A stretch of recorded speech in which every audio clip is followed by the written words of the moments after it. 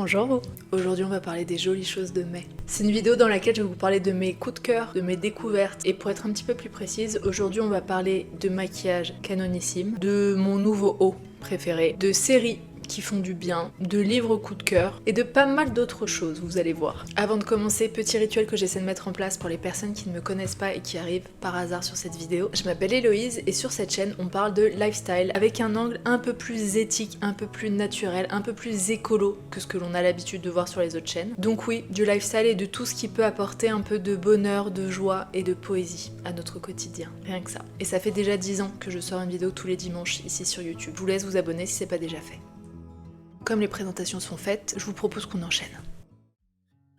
Je vais commencer par vous parler assise par terre comme ça et je bougerai peut-être pendant la vidéo pour que ça change un petit peu, pour que ce soit plus dynamique. Premier coup de cœur, premier favori, une marque de soins make-up dont vous avez forcément déjà entendu parler, que vous avez forcément déjà vu passer sur les réseaux sociaux. Et je reçois d'ailleurs beaucoup de questions à propos de cette marque et donc c'est le moment parfait pour répondre à ces questions et pour vous en parler. La marque Typologie, ça vous dit quelque chose? Je pense que oui. Le concept de cette marque de skincare à la base, c'est vraiment de proposer des produits minimalistes avec l'essentiel des actifs à l'intérieur. 80% d'ingrédients d'origine naturelle, c'est fabriqué en France et tous les produits sont vegan et cruelty-free évidemment. Donc à la base, la marque s'était concentrée sur les soins, sur les actifs. Et plus récemment, ils ont sorti des soins teintés que l'on peut du coup rapprocher du maquillage, même s'il y a beaucoup de soins à l'intérieur. Donc je dirais que c'est quand même des produits hybrides entre le soin et le make-up. Et sincèrement, ça a été une très très bonne surprise. Et vous savez pourtant à quel point je suis difficile concernant le make-up parce que ça a été mon métier. Et même si je fais très attention à la composition, pour moi, le truc le plus important, c'est quand même le rendu. Parce que ça ne sert pas à grand chose de mettre du maquillage clean si le rendu n'est pas joli, si le rendu ne vous convient pas et que vous n'utilisez pas le produit. Mais là, sincèrement, j'ai adoré les produits que j'ai testés. Je vais vous rajouter des petites images d'illustration que j'ai filmées ce matin quand je suis arrivée au bureau. J'ai profité des jolis rayons de soleil qu'il y avait dans la chambre. Personnellement, j'ai pas essayé la skincare, j'ai ma propre routine. Donc je suis passée directement à l'utilisation du sérum teinté qu'on pourrait qualifier de fond de teint ou d'une sorte de BB cream huileuse. Ce sérum il ressemble à ça, c'est un joli flacon en verre avec une pipette. Et niveau texture, c'est une sorte de sérum avec une couvrance naturelle mais qui sincèrement met quand même vachement en valeur la peau. C'est un fini très hydratant et ça je pense que c'est dû à l'aloe vera qui est à l'intérieur, de la vitamine C et de l'aloe vera. Et il y a une couvrance, mais pas du tout une couvrance fond de teint too much. Ça donne un côté beaucoup plus lisse, beaucoup plus lumineux et quand même plus, je trouve pas le terme, et une peau très unifiée. Donc c'est extrêmement léger, c'est-à-dire il n'y a vraiment pas de côté texture, matière, de près, on ne voit pas du tout qu'on est maquillé, mais je dirais que ça donne l'effet de la peau en mieux. Et ce que j'ai adoré avec ce produit, on sent qu'il nourrit, qu'il hydrate la peau, mais au bout de quelques secondes, d'une minute, il sèche complètement. Quelques secondes après, on peut toucher la peau et il n'y a plus aucun résidu gras. Et ça, je sais que c'est quelque chose qui peut déranger parfois dans certaines marques naturelles, c'est ce côté un peu gras et huileux que certains produits peuvent laisser. Et là, c'est pas du tout le cas. Je trouve qu'il n'y a même pas besoin de le poudrer, sauf si vraiment vous aimez le côté mat. Il a vraiment le côté peau naturelle en mieux. Celui que j'ai utilisé, c'est la teinte claire, que vous sachiez. Ensuite, l'anti-cerne qui se présente comme ça en tube. Pareil, j'ai utilisé la teinte claire. Ça aussi, c'est une très jolie teinte qui est un peu abricotée, donc qui illumine vraiment le regard et qui permet d'enlever les marques de fatigue, surtout chez les cernes un peu bleutées et les cernes foncées, ce qui est complètement mon cas. Et un peu comme le sérum teinté, c'est un produit qui a un côté très naturel au niveau texture. Il n'y a aucune texture qui se voit, il n'y a aucun effet de matière, mais il apporte de la couvrance, alors pas énormément non plus, c'est une couvrance qui est quand même naturelle, mais qui sincèrement suffit pour la majorité des cas. Moi dans la vie de tous les jours je peux complètement l'utiliser, ça me suffit. Si vraiment je suis très très cernée, que ma fille m'a réveillée plusieurs fois dans la nuit, on verra peut-être encore un petit peu des marques de fatigue, mais en fait on dirait tellement pas que je suis maquillée que ça me dérange pas. Parfois je préfère laisser des marques de fatigue ou des petites imperfections qu'on a l'impression que je suis pas du tout maquillée, plutôt que d'avoir une peau parfaite entre guillemets et qu'on voit que je suis maquillée, vous voyez. C'est un très joli produit et exactement comme le sérum teinté, je trouve pas que ce soit un produit qui nécessite de la poudre. Et ça c'est un super bon point, surtout pour les peaux matures, parce que plus on a la peau qui vieillit, plus la peau marque et plus la poudre peut être visible et marquer le dessous d'œil. Donc le but c'est vraiment de trouver des produits qui ne sont pas trop épais et qui ne nécessitent pas en plus de la poudre qui viendrait marquer encore plus cette zone-là. Et là, il n'y a absolument pas besoin de poudrer. Moi je vous conseille quand même, si vous en mettez sur la paupière supérieure, de poudrer le temps que ça sèche, que ça risque un tout petit peu de migrer, vous savez, dans le pli. Mais sincèrement, la zone du dessous, il n'y a pas du tout besoin. Il est vraiment bien. En plus, niveau compo, il y a certains actifs dedans qui vont permettre d'améliorer la circulation dans cette zone-là là, donc de contrer un petit peu les cernes, les poches. Caféine, hydrolat bleué, niacinamide, pardon, très très sympa. Et en plus pour le coup il y en a pas mal. Un autre produit, et ça je pense que c'est mon produit coup de cœur, c'est le concentré illuminateur. C'est un enlumineur liquide en fait. Et il est, mais quand je dis qu'il est magnifique, c'est qu'il a vraiment ce côté papier glacé, il apporte de l'éclat, de la brillance, un magnifique glow, cet effet peau mouillée, sans le côté pailleté que certains enlumineurs peuvent apporter, et il n'a pas du tout d'effet de matière. Certains enlumineurs peuvent laisser des traces en séchant, vous voyez, ou au contraire rester gras, et là il n'y a aucun effet de matière. Une fois qu'il est appliqué, on dirait qu'il pénètre complètement dans la peau en laissant ce côté glowy. Il est incroyable, je trouve que la couleur est assez parfaite, et ça c'est un produit qu'on peut utiliser soit une goutte, vous savez, dans notre crème si on a vraiment envie d'un teint assez lumineux, du glow un peu partout. Moi j'adore l'utiliser surtout sur les pommettes, et je remonte sous le sourcil comme ça, donc ça fait un côté très glowy comme ça en V, c'est magnifique. Il est incroyable ce produit. Et enfin pour terminer, j'avais envie d'essayer les huiles teintées, ça c'est un truc que vous avez déjà vu passer, je pense que c'est le produit que l'on voit passer le plus souvent, en tout cas que moi je vois le plus souvent passer sur les réseaux. J'ai pris 3 teintes pour essayer, la rose poudrée, la Ruby Red Lip Oil qui est un rouge, et le Plum Purple Lip Oil, donc c'est une teinte légèrement beige mauve. Ça je crois que c'était Gaëlle Garcia Diaz qui en avait parlé, elle disait que c'était sa couleur préférée. Alors pour le coup moi je trouve que c'est la couleur qui me va le moins.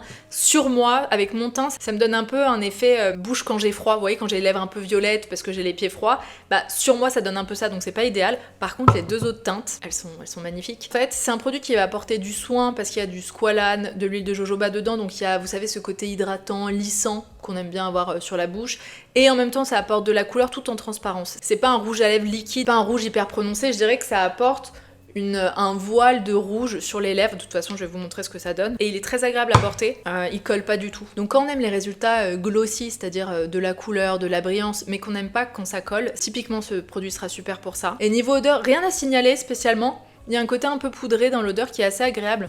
Oh, j'ai mal. Je me suis assise sur mes pieds, donc ça fait mal. Vous voyez mon micro, mais c'est pas bien grave. Niveau compo, parce que vous savez que c'est quelque chose qui est très très important ici sur cette chaîne et dans mes partages en général, c'est pas une marque qui est bio. Et autant il y a certains produits, que ce soit en skincare ou en make-up, qui pourraient être certifiés bio, d'autres qui ne le sont pas. Parce que parfois Typologie a fait le choix d'intégrer des ingrédients qui ne pourraient pas être certifiés en bio. Mais on est quand même sur une très bonne composition, bien meilleure que toutes les marques conventionnelles. Je trouve que c'est un merveilleux compromis justement entre le conventionnel qui est vraiment dégueu en termes de compo et le maquillage bio qui ne convient pas à tout le monde en termes de rendu, en termes de couleur, en termes de texture. Là pour moi c'est vraiment un très très bon compromis. Et si à un moment vous avez envie de craquer, il y a une offre qui dure une semaine à partir de la sortie de cette vidéo. Si vous cliquez sur un des liens, il y a un sérum antioxydant, celui-ci, qui est offert à partir de 45 € d'achat. Il suffit de cliquer sur un des liens que je vais vous mettre en dessous, et pendant une semaine, si vous faites 45 € d'achat ou plus, vous recevrez ce sérum dans votre commande. C'est un joli petit cadeau.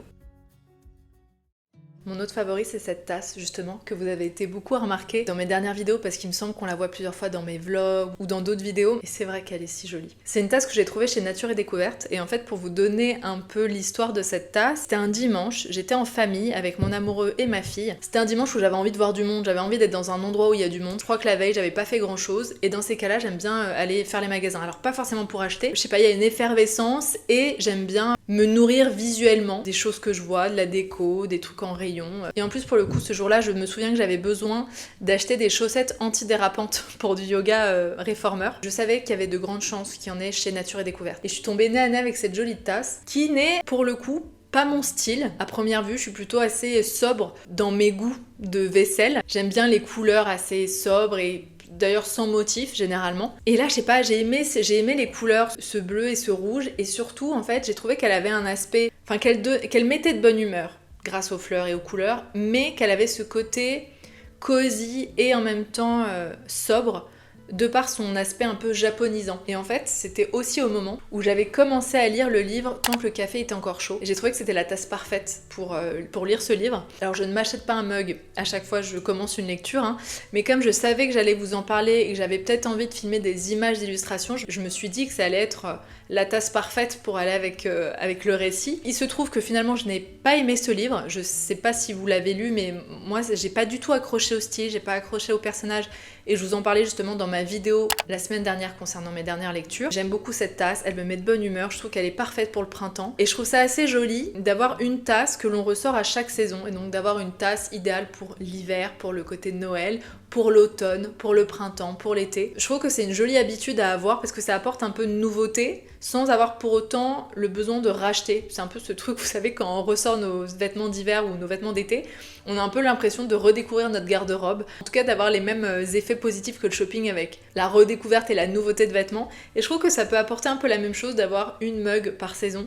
Et j'ai vachement vu ça sur le compte de Julie, Friendly Beauty, et sur Caro from Moonland évidemment, qui ont vraiment toute une panoplie de vaisselle, de tasses et de déco en fonction des saisons. Et je trouve que ça permet justement d'apporter des touches de nouveauté sans pour autant racheter à chaque fois plein de nouvelles choses. Cette tasse, elle est au bureau, elle est pas chez moi. Et c'est mon petit rituel le matin quand j'arrive après avoir déposé ma fille à la crèche. Je me prépare un café ou un thé et je déguste la boisson chaude pendant que je prépare ma journée de travail. J'adore ça. Donc là, c'est du café. Mais hier, d'ailleurs, j'en profite, c'était pas prévu. Je me suis fait un petit plaisir. J'étais dans un magasin qui vendait le thé mariage frère et j'ai craqué pour le thé Marco Polo, qui est une merveille. Que j'ai jamais eu à la maison mais que j'ai souvent goûté à l'extérieur. Et les odeurs, c'est incroyable. C'est du thé vert, qu'est-ce qu'on dit? C'est un mythique thé vert aux notes fruitées envoûtantes. J'adore. Je vous propose qu'on fasse un point sur les dernières séries et derniers films que j'ai vus et que je vous recommande. Je vais possiblement ne pas du tout être stable pendant cette vidéo parce que vous savez, j'ai pas de siège sur mon bureau, j'ai une sorte de Swiss ball, donc c'est pas forcément facile de rester statique. Une première série que j'ai terminée il y a quelques jours et que j'ai regardée pendant quelques mois parce qu'il y a pas mal de saisons, c'est la série Insecure, les expériences quotidiennes, savoureuses et parfois surréalistes d'une afro-américaine à l'aube de la trentaine et de sa meilleure amie délurée.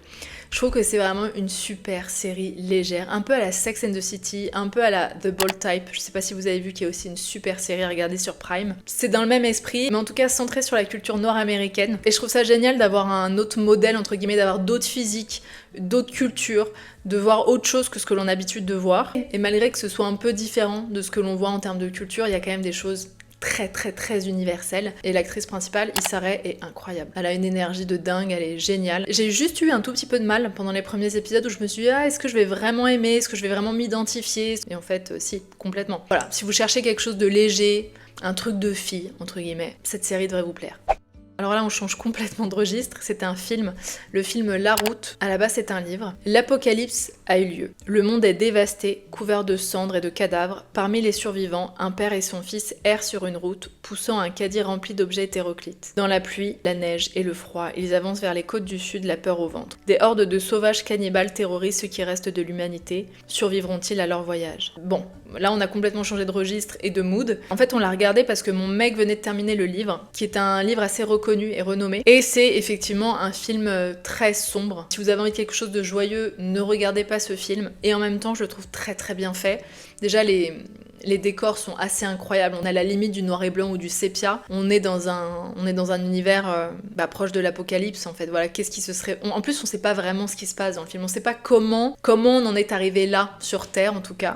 Et c'est ce qui resterait de l'humanité, si ça arrivait vraiment. Et donc on arrive à des thématiques qui sont un peu glauques, hein, de l'ordre du cannibalisme, ce qui reste vraiment de l'humanité entre les humains, dans le sens de la solidarité entre les humains, quand ce type d'événement se passe. Et malgré ça, il y a un fil conducteur dans ce film, qui est la relation père-fils, les questions, justement, un peu philosophiques que ce petit garçon pose à son papa, parce que ce petit garçon est né dans cette période d'apocalypse, il n'a jamais connu le monde d'avant. Et franchement, ouais, c'est un film qui m'a marqué, que je recommande si vous acceptez d'être dans ce mood-là. À la maison, généralement, quand on regarde des films qui sont lourds, qui sont angoissants, une fois que le film est terminé, on se regarde 10 minutes de dessin animé après, avant d'aller se coucher, histoire d'être dans un meilleur mood. Ça, je faisais ça quand j'étais beaucoup plus jeune, même plus petite. Quand je regardais un film d'horreur, fallait que je regarde un Disney juste après, histoire de finir sur une meilleure note. Et là, c'est un peu pareil, une fois qu'on a terminé ça, on s'est regardé 10 minutes de Moi moche et méchant, et ça allait mieux pour aller se coucher.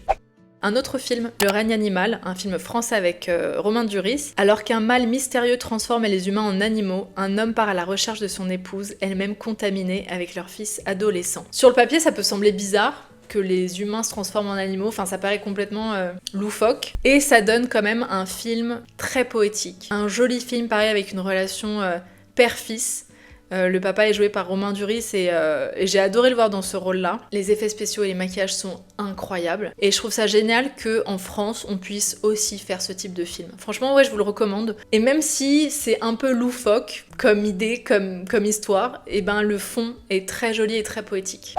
On repasse à une série Netflix qui a fait sensation parce qu'elle est sortie il y a peu de temps et beaucoup de gens en ont parlé. Ça s'appelle Mon Petit Renne. Alors heureusement que je l'ai vu passer sur les réseaux sociaux parce que si je m'en étais tenue qu'à mon propre avis, j'ai vu passer ça sur Netflix et alors entre le nom et l'affiche, j'ai cru que c'était un peu une série de Noël ou un truc comme ça. D'ailleurs, je comprenais pas trop pourquoi ça sortait à ce moment-là. Mais j'ai vu beaucoup de gens en parler. Mini-série, en plus, je me suis dit, bon, regarde un épisode et tu vas voir. Et en fait, rien à voir avec Noël. Ça parle de harcèlement, de stalking. Alors de harcèlement, pas un harcèlement... comment dire, rabaissant. Ça parle un peu d'érotomanie. On sait pas d'ailleurs de quoi elle est atteinte exactement comme maladie mentale. C'est un mélange de You, alors pas aussi gore parce qu'il s'agit pas de meurtre ni quoi que ce soit, mais c'est une mini-série assez psychologique sur le harcèlement, comme je vous le disais, le stalking, et c'est très bien fait. Dès le début, franchement, regardez même les 15 premières minutes, vous allez être plongé dedans. Les acteurs sont incroyables. Et l'acteur, le rôle principal, est aussi le réalisateur et c'est une histoire vraie qui lui est arrivée à lui. Et moi j'adore ces histoires-là. Quand je sais que c'est arrivé pour de vrai et qu'en plus c'est l'acteur qui le joue et que c'est lui-même qui réalise, j'adore le concept. Et oui, ça parle un peu de folie, de harcèlement, mais c'est pas aussi simpliste que ça en a l'air parce qu'on se rend compte aussi on se rend compte aussi du point de vue de la victime, entre guillemets, parce que ça lui est arrivé à lui, c'est une femme qui a commencé à faire une obsession et à l'harceler, et comment finalement il entretient ça un peu malgré lui, comment certaines de nos névroses ou comment certaines de nos blessures peuvent engendrer et renforcer des comportements chez autrui. Ce que je dis n'excuse absolument en rien les comportements en face, mais c'est assez intéressant de voir que c'est souvent des dynamiques relationnelles et c'est rarement une personne contre quelqu'un qui est complètement neutre. Il y a une dynamique relationnelle qui crée une relation qui peut être hyper malsaine et là c'est le cas. Elle peut mettre un peu mal à l'aise cette série, elle en devient pas glauque pour autant je trouve et c'est extrêmement bien joué. De toute façon généralement les Anglais sont très très forts en termes de séries et de films et celle-ci je trouve n'a pas fait exception. Une autre série Netflix, une série française pour le coup, Fiasco. Raphaël Valande entame le tournage de son premier long métrage. Une aventure traversant les époques depuis la préhistoire jusqu'au débarquement en passant par les Vikings, pour rendre hommage à la vie héroïque de sa grand-mère résistante. Mais rapidement, les problèmes s'accumulent et le tournage tourne peu à peu au cauchemar. Et pour cause, quelqu'un de l'équipe tente de saborder son film de l'intérieur. C'est la série que vous avez sûrement vu passer avec Pierre Ninet, François Civil, Géraldine Nakache. C'est la même bande, c'est le même réalisateur que Five, je sais pas si vous aviez vu ce film. Et c'était la série événement, en tout cas, moi j'en ai beaucoup entendu parler, j'ai vu beaucoup de promos à ce sujet-là. Alors parce que je suis Pierre Ninet, parce que je suis aussi Leslie Medina qui joue dedans. J'avais vraiment hâte de voir, sachant qu'en plus moi j'ai adoré Five et je m'attendais pas du tout à cette thématique, je m'attendais pas du tout à ce type de film, de ce type de tournage, de façon de filmer, mais j'ai quand même bien aimé. Il faut aimer l'absurde. Je pense qu'il faut aimer cette bande-là, cette bande d'acteurs, et moi je les adore. Je rêverais de faire partie de leur bande d'amis. C'est filmé un peu comme The Office, une sorte de caméra cachée, une caméra à l'épaule qui filme comme ça, il y a beaucoup de regards caméra, il y a des interviews. Moi ça m'a vraiment fait penser à The Office dans le style, et dans les dialogues et dans les situations, c'est de l'absurde. Il faut aimer ça. Il faut prendre ça avec beaucoup de second degré. J'ai vu des gens qui étaient extrêmement déçus. Moi j'ai bien aimé, ça m'a fait rire. Je pense que c'est une série à regarder avec des potes, ou en tout cas c'est pas un truc à regarder seul, parce que je suis pas sûre que seul on en rit beaucoup, mais avec des potes il y a vraiment des situations qui sont drôles, des dialogues qui sont drôles, c'est poussé à l'absurde, les acteurs moi je les ai trouvés géniaux. Voilà, c'est une série bonne humeur qui, je sais, n'a pas fait l'unanimité, mais moi j'ai bien aimé. On va parler de mon nouveau haut préféré. Alors j'exagère un petit peu parce que j'ai pas ce rapport passionnel avec mes vêtements, mais j'ai un coup de cœur pour un haut que je me suis offert en précommande et que j'ai reçu avant-hier. Bon, je vais me déshabiller pour vous montrer parce que c'est le haut que je porte. Non mais regardez cette couleur, elle est pas incroyable. De toute façon, tout ce qui est vert, dans ces tons-là, c'est clairement mon truc et j'ai toujours beaucoup de mal à résister. Et là en fait c'est un haut qui a été co-créé entre Céline Isnogood, qui est une très bonne copine et qui est une super créatrice de contenu dans toute la thématique de la mode durable, de la mode éthique. Et vraiment si vous ne la suivez pas, mais allez-y. Elle est géniale. Et donc c'est une co-création entre Céline et la marque Maline, qui est une très jolie marque aussi. Elles ont déjà co-créé un magnifique body, pour lequel je n'ai pas craqué parce que j'en ai déjà un peu du même style à la maison. J'ai hésité à craquer mais je me suis retenue. Mais alors quand j'ai vu ce haut passer et la couleur de ce haut, je me suis dit que j'avais très envie de me faire plaisir. Je l'ai commandé en précommande il y a quelques semaines, voire mois, et je l'ai reçu hier. et je suis mais tellement fan. Donc c'est un très joli débardeur comme vous pouvez le voir, la couleur est magnifique, il existe aussi en noir. La matière est incroyable, c'est du tencel avec un petit peu d'élastane, c'est très doux. Et j'ai craqué parce que je trouve que c'est typiquement un haut que l'on peut mettre l'été avec un short, avec une jupe, mais aussi en hiver sous un gilet, sous un gros pull. C'est un haut que je vais pouvoir utiliser toute l'année. J'ai juste un petit peu hésité parce que je sais que Maline aime bien proposer des hauts et des vêtements avec des brassières intégrées. Et moi j'ai vraiment très peu de poitrine et j'ai toujours peur que quand il y a une brassière intégrée, je nage un petit peu dedans, que ça soit pas bien ajusté et que du coup ça fasse moche. Donc j'avais un peu peur du rendu et en fait, mais c'est tellement agréable. Ça permet quand même d'avoir ce maintien, de rapprocher un petit peu la poitrine, de la remonter un petit peu, ce qui n'est pas désagréable, un petit côté Bridgerton, ça gaine joliment la poitrine. J'imagine que c'est encore mieux quand on a plus de poitrine que moi. Perso, j'ai pris la taille 36 qui est un peu juste, j'aurais dû suivre les recommandations, parce que c'est selon la taille du dos, vous savez, quand on a un tour de dos qui fait 85, elle préconise le 36 et dès lors qu'on passe au 90, plutôt partir sur du 38. Et moi je fais plutôt du 90, mais j'en ai fait qu'à ma tête parce que j'avais peur une fois de plus que la brassière soit trop grande. Alors ça va, clairement ça va, mais faut pas que je prenne trop de poids quoi. Sincèrement c'est un bonheur à tel point que j'ai commandé hier le même modèle en noir. Mais en 38 cette fois. Voilà, j'avais très envie de vous montrer ma dernière petite trouvaille et surtout de mettre en avant cette jolie marque et cette jolie co-création. Et d'ailleurs, la petite surprise, le petit teasing, c'est que je suis moi aussi en train de co-créer un joli vêtement avec la marque Maline. Alors c'est pas pour tout de suite, a priori ce sera pour la rentrée, mais rien n'est encore définitif, on est en plein dans l'élaboration des prototypes, etc. Mais restez dans les parages, parce qu'il y a quelque chose de très joli qui arrive aussi. Le premier livre dont j'ai envie de vous parler, c'est un livre pour enfants. C'est un livre que j'ai acheté pour ma fille. Je l'ai trouvé dans une petite librairie dans le 9e arrondissement et j'ai eu un coup de cœur pour la couverture. Alors j'avais même pas forcément pris le temps de lire l'histoire, mais j'ai trouvé déjà le dessin, la taille, les couleurs assez incroyables. Et au moment où je suis allée payer, en plus, la jeune fille qui était à la caisse m'a dit « Oh là là, c'est mon coup de cœur, vous allez voir, il est incroyable, les dessins sont magnifiques, l'histoire est très jolie. » Et effectivement, l'histoire est tellement jolie. C'est un livre de Sang Gun Kim. Je suis désolée si je prononce mal, c'est un sud-coréen. Et pour l'histoire, voici ce que ça donne. Quand Célestine ne parvient pas à s'endormir, elle entame un fabuleux voyage au pays de la lune et des étoiles. Elle y rencontrera un drôle de petit lapin et s'y fera des amis pour toutes les nuits et pour toute la vie. Des amis qui, comme des constellations dans le ciel, veilleront toujours avec douceur sur son sommeil. Ai-je besoin d'ajouter quelque chose? Et ma fille adore ce livre. C'est le petit rituel. Il faut le lire tous les soirs, 2 à 3 fois de suite évidemment, sinon c'est pas drôle. Et généralement c'est le livre avec lequel elle se rendort. J'ai adoré, je vous le conseille si vous avez des enfants ou bien si vous voulez faire un cadeau à des enfants, il est magnifique. Et je me permets de vous le conseiller parce que quand on arrive dans le monde des livres pour enfants, il y a vraiment de tout. Alors déjà en termes d'histoire, de dessin, moi je suis vraiment pas fan de tout et là il y a un parfait combo. Et un dernier livre, là pour le coup je vais jouer sur mon côté un peu mélancolique, nostalgique parce que c'est un livre que j'ai depuis très longtemps. C'est un livre de recettes. C'est le livre de Deliciously Ella. Je crois que c'était mon premier livre d'alimentation saine végétarienne. C'est le premier livre que j'ai acheté quand j'ai complètement transitionné à l'époque, quand je suis passée au bio, naturel, en beauté, en alimentation, etc. Parce que j'étais vraiment pas là-dedans, hein. Moi je viens pas du tout de ça. Je ne savais pas ce qu'étaient les panais et courges butternut. C'est avec ce livre que j'ai découvert ce monde-là. Donc j'ai toujours beaucoup de douceur pour Ella, qui depuis a écrit d'autres livres, qui a une application aussi que j'ai achetée, que je vous conseille vraiment, une application mobile où elle met en ligne aussi des recettes. Et ce livre je le trouve génial pour la nourriture végétale. Alors il me semble que c'est même vegan. Ouais, c'est de la nourriture végétale et elle a une nourriture végétale mais très saine aussi, très santé, parce que vegan ne veut pas du tout dire accès santé. Et là c'est le cas, je trouve qu'il y a un très joli combo, c'est des belles assiettes, c'est pas difficile à faire, il faut pas plein d'ingrédients compliqués à avoir et je suis très heureuse de le... Je l'ai toujours eu dans ma bibliothèque hein, mais là je prends de nouveau le temps de me replonger dedans, de refaire des recettes et je suis jamais déçue. Et je trouve qu'elle apporte beaucoup de douceur et qu'elle a ce truc de... Elle donne envie en fait de s'intéresser à ce type d'alimentation. Donc si vous cherchez un livre dans ce style, celui-ci est vraiment très bien et je crois qu'elle en a écrit d'autres depuis. Ça y est, on arrive à la fin de cette vidéo, j'espère qu'elle vous aura plu. Je vous laisse évidemment la liker si c'est le cas, mettre un petit commentaire et si vous n'avez pas envie d'écrire un commentaire, juste de mettre, vous savez, un petit smiley, n'importe lequel, c'est déjà trop bien et ça me permet de voir que vous avez vu la vidéo jusqu'au bout. Si vous avez envie de poursuivre la thématique des lectures, j'ai fait une vidéo sur le sujet la semaine dernière, je vous la mets juste là. C'est une vidéo dans laquelle je vous parle de mes derniers coups de cœur et déceptions aussi, donc je vous laisse cliquer juste là si vous avez envie de poursuivre le visionnage. À très vite.